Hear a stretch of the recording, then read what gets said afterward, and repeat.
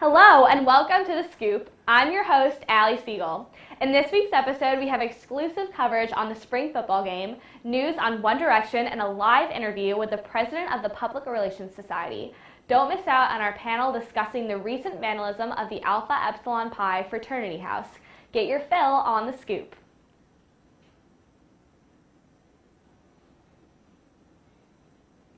First off, The Scoop would like to congratulate our new president, Lizzie Shanazarian, and vice president, Jay King, on their recent election win. We are excited to see what these two will bring to the Vanderbilt student government.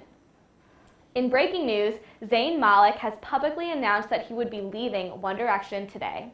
The group will continue as a four-piece, but fans are distraught over this departure. This comes soon after Zayn left the One Direction tour due to stress. In his statement, Zayn claims that he wants to start living a normal life and be out of the spotlight. Will One Direction ever be the same?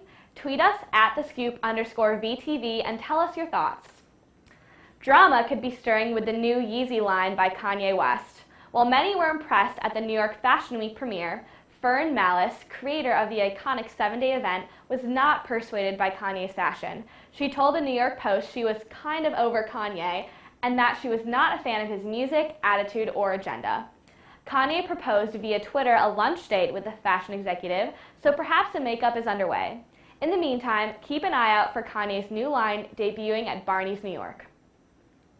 On March 15th, Vanderbilt's Public Relations Society hosted their annual Seen and Heard fashion show at the Student Life Center.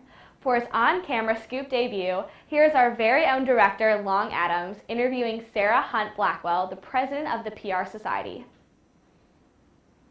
Thanks, Allie. Well, hi, I'm Long Adams. I'm usually behind the camera as director, but today I'm in front interviewing Sarah Hunt Blackwell, co-president of the Vanderbilt PR Society. So, last week you guys had the Seen and Heard fashion show. Give us a recap. Yeah, so March 15th we held our 6th annual Seen and Heard fashion show.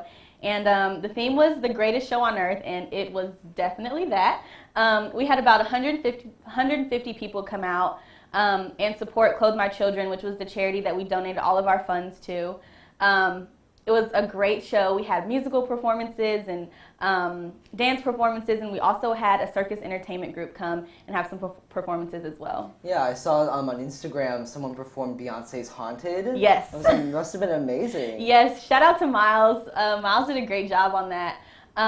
Yeah, we had Miles performed Haunted with 4 dancers, Julia, Brianna, Erica, and Whitney. And then also one of our models, Jessica, was on stage during that performance as well. I also saw there was a cake. Yes. That was amazing. That had Vandy PR Society on it. Yes. Very jealous. It was delicious. Yeah. So tell us about your favorite look or moment from the event.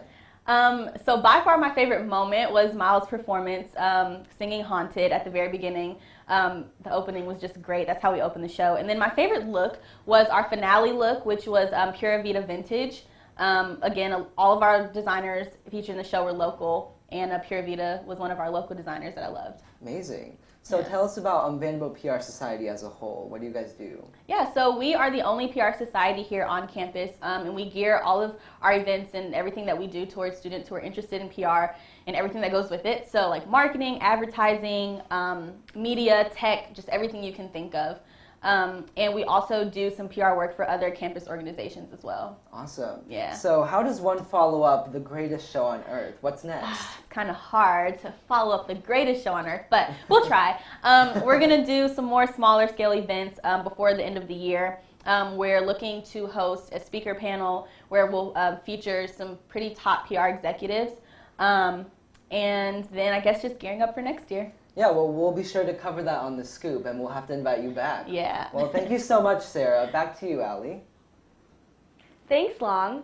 Fans will be disappointed to hear that the famed model Gisele Bündchen will be retiring. The Brazilian beauty, who has been the highest paid fashion model for 8 years running, has decided to opt out of Fashion Week and other runway shows.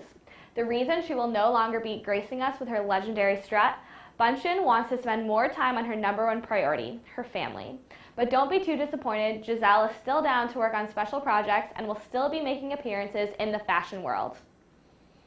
Although many view her the lost soul of the Kardashian clan, Kylie Jenner has recently shocked us all with her decision to go to college.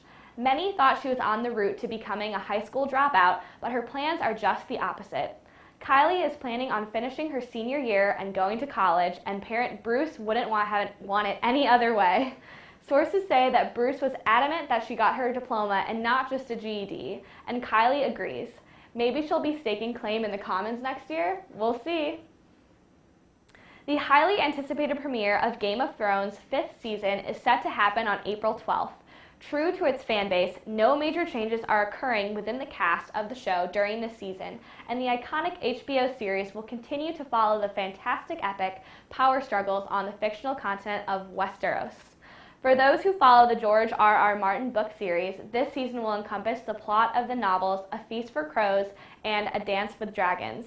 However, there are rumors that this season of Game of Thrones will encompass themes and plot twists that will make it the darkest installation in the series to date.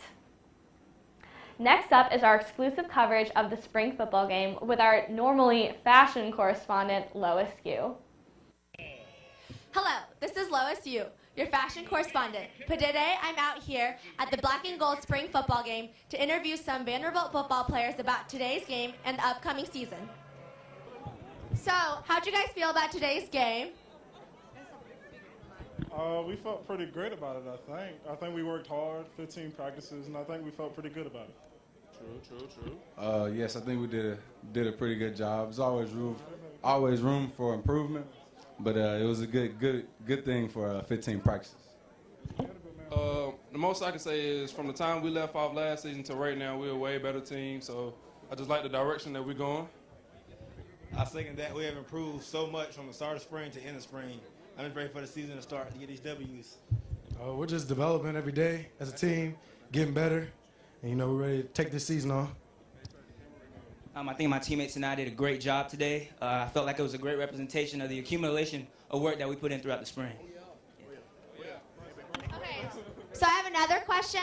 What are your guys' expectations and what are you guys going to do differently for the upcoming season?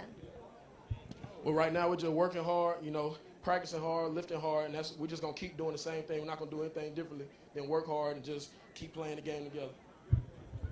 I think we're a very humble and hungry group this year, and I think we all expect greatness. Oh yes, going off what Kari said, just working hard, on and off the field, weight room, just try to get better every chance we get. For the most part, we just got to take things day by day and not kind of look forward at the future. Just go things day by day, get better every day. Season's about to be here. We got a show to show y'all. Y'all got to come out and support. Hey, man, we're going to work every day, perfecting our craft. We're going to get ready and put on this show like my man said. Yeah, like my man Smitty said, we got a show to put on for y'all. We just going to continue to have diligence and hard work and to reach the goal. Let me hear it. Egg it down, baby. That's all we got to say. Egg it down, egg it down, egg it down. Okay, thank you guys so much. Will one of you guys sign my arm? They're gonna sign my arm. Oh my God, okay, not my shirt, my arm. This is happening, oh my gosh. Oh God, guys, what I do for dude. Holy smokes. Thank you. Thanks, Lois, for the great coverage and your sacrifice for TV. This past week, Glee aired its 2-hour season finale, culminating in a long 6-year run full of bumpy roads. Although Glee began in 2009 with a ton of potential, over the course of its 6 seasons, many felt the show lost its brilliance. But diehard Glee fans stuck with the show through it all, and the series finale was for the old-timers. The 2-hour season finale was split into segments, the past and the future. The first hour was an alternative version of the show's pilot back in 2009, a sweet but nostalgic reminder of how the show started and all of the potential it had. Of course, Glee paid tribute to one of its greatest stars, Corey Monteith, who passed in 2013. Although Monteith wasn't there in the original pilot, the characters all mentioned his character Finn in their conversations, and Monteith's profile hit the screen once they began the reprise of one of their most famous musical numbers, Don't Stop Believing. The second hour of the finale skipped ahead to the future and showed where each of the characters ended up. Will became principal of McKinley, Kurt and Blaine performed in an LGBTQ version of Who's Afraid of Virginia Woolf, and Rachel won a Tony. Most reactions to the finale were positive, and diehard fans appreciated the flashbacks and tributes to Monteith. Although some say Glee lost its sparkle over the past 6 years, the finale was everything it should have been. a sweet reminder of the past, and a platform to push for acceptance and inclusiveness, which the show has always done. With the end of Glee, many of you may be wondering what some of its most famous stars may be doing next. Well, I've got the scoop for you. Lea Michele is currently filming a new series called Scream Queens. Chris Colfer will be starring in a biopic pic about Noel Coward, and Darren Criss will be hitting Broadway as he stars in Hedwig and the Angry Inch. Now onto the panel, who will talk about the recent events of vandalism and hate crimes at the Alpha Epsilon Pi fraternity house. Thanks, Gio, and welcome back to the panel. I'm your host, Allie. I'm Long. I'm Lois. And I'm sure a lot of you heard a couple of weeks ago, 2 swastikas were drawn in the Alpha Epsilon Pi elevator within their fraternity house and in the basement.